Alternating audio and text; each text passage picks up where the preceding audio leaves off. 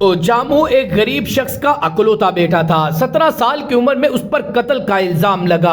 उम्र कैद की सजा हुई। 40 साल जेल में काटने के बाद एक दिन ओजामू को अदालत ने यह कहते हुए बरी कर दिया कि यह बेगुनाह है। असल कातिल अब पकड़ा गया। ओजामू कमरा अदालत में जज के सामने बैठा था। जज ने ओजामू के आगे एक खाली पेपर रखा। उनसे कह दिया कि उन 40 सालों के बदले इस कागज पर जितनी चाहे रकम लिख दें, रियासत आपको फौरन अदा करेगी। जानते हैं आपके ओजामू ने क्या लिखा? ओजामू ने सिर्फ एक जुमला लिखा, जज साहब आप अपने कानून पर नजर सानी करिएगा ताकि किसी और ओजामू की जिंदगी के कीमती 40 साल जाया ना हो। इसके बाद वो रो पड़े। उसके साथ कमरा अदालत में मौजूद हाजिरीन की आंखें भी अश्कबार थी। ये कमरा अदालत में उसी लम्हे की तस्वीर है जब ओजामू के ज़ब्त का बंधन टूट गया।